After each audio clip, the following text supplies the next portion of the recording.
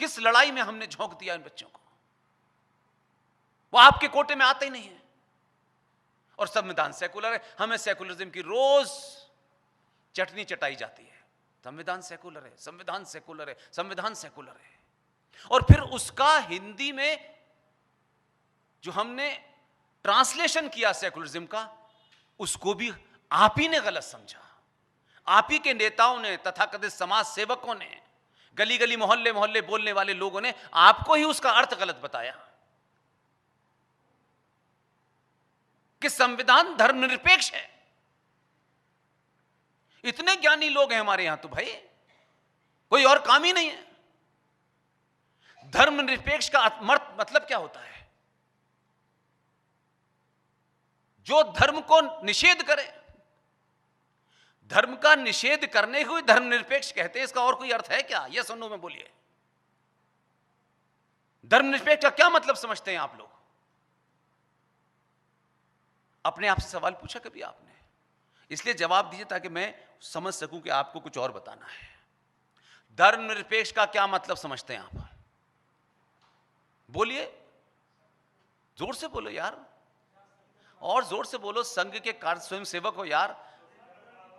किसने कहां लिखा था ये?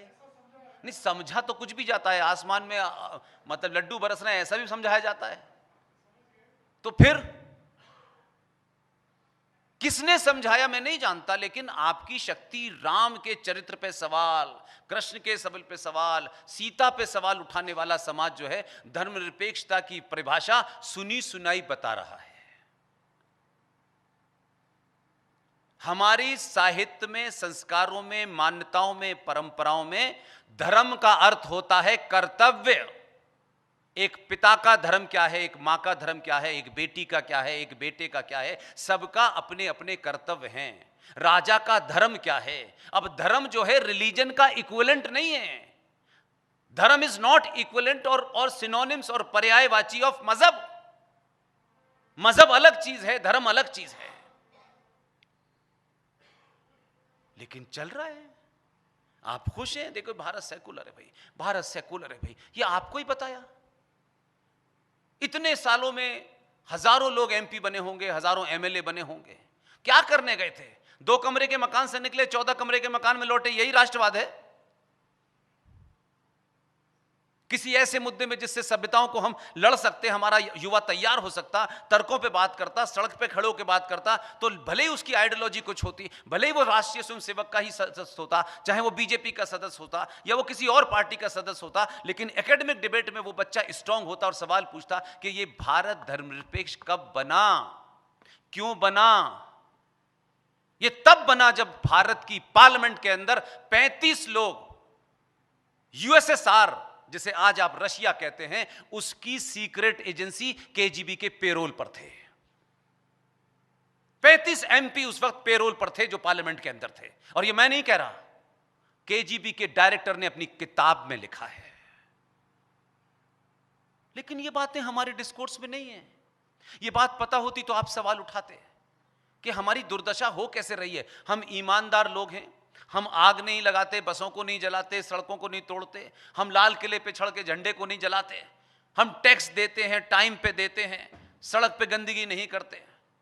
सब कुछ करने के बावजूद भी हमारे ही हिस्से में क्यों आया है कि हमको ही चौथे, 5वें, 8वें, 9वें, 10वें, 11वें नंबर का नागरिक बना दिया गया है? हमारी क्या खता है? हमारी खता यह है कि हम स्वार्थों में लिप्त हैं। मेरा, तेरा, उसका, फलाने का, ढिमाके का। दूसरे के घर में कुछ हो रहा है तो मुझसे क्या मतलब है? सड़क पे किसी की बेटी को 2 जिहादी छेड़ दें तो यार मैं तो जानता नहीं हूं। इसलिए आपकी दुर्दशा इसलिए है कि आप सिर्फ मैं में सोचते हैं। हम सब की दुर्दशा इसीलिए है। अगर इस संचार क्रांति ने आपको मौका दिया है कि आप भी वो सब चीज जाने जो आपको एक जिंदा सिविलाइजेशन, जिंदा सभ्यता के लिए जानना जरूरी है, और इसके जानने से आपको चावल सस्ता नहीं मिलेगा, आपके जीएसटी में पैसे कम नहीं होंगे, इनकम टैक्स में छूट नहीं मिलेगी, लेकिन अनंत अनंत काल तक जिस भारत माता को भारत माता कहते हो, यह सुरक्षित हो जाएगी। सुरक्षित रखना सिर्फ उस पुलिस का और उस सैनिक का काम नहीं है। वो सैनिक तो बॉर्डर के अंदर आने वाले को रोक सकता है, लेकिन आपके देश में कोई पार्टी नहीं कह रही है, कोई संगठन नहीं कह रहा है। भारत की सुप्रीम कोर्ट का कहना है कि भारत के अंदर 5 करोड़ 2 लाख लोग इल्लीगल रह रहे हैं। छोटी मोटी गिनती नहीं है, क्योंकि हम सड़क से निकल के जाएंगे, एक औरत के पास 5 बच्चे बैठे हुए हैं, वो यहां खाना मांग रहे हैं, हम भी दया के मारे उन्हें खाने दे रहे हैं। हम ये पूछ नहीं रहे कि बहन तुम 4 बच्चे लेके कहां से आई हो, कहां से आई है वो। आपको मालूम है क्या करते हैं आप? सब्जी वाला आएगा, उससे पूछेंगे नहीं, सब्जी वाले तुम कहां रहते हो। हां, उसने 10 रुपए की चीज आपको 5 रुपए में दे दी तो आपको अहमद भाई बहुत अच्छे लग रहे हैं। ये 5 करोड़ 2 लाख लोग इस देश में आ कैसे गए?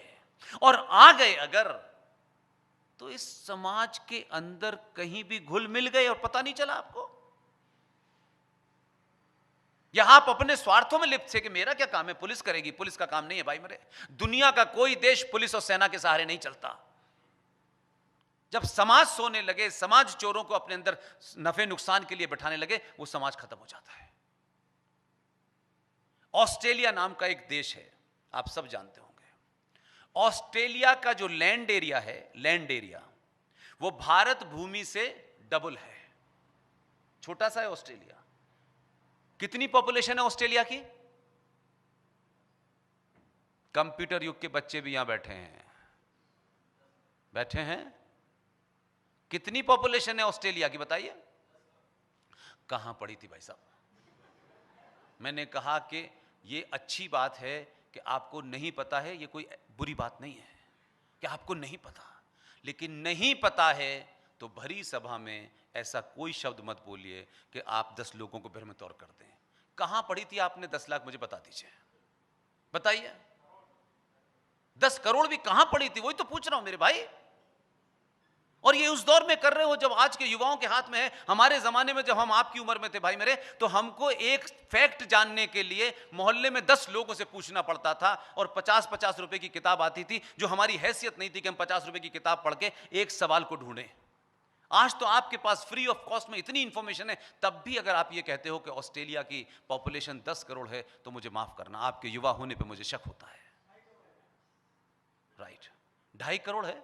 राइट, उस ऑस्ट्रेलिया का लैंड एरिया भारत से दुगना है और 2.5 करोड़ पॉपुलेशन है, और भारत के यहां 5 करोड़ पॉपुलेशन इल्लीगल है। 2 ऑस्ट्रेलिया इल्लीगल बस रहे हैं हमारे यहां,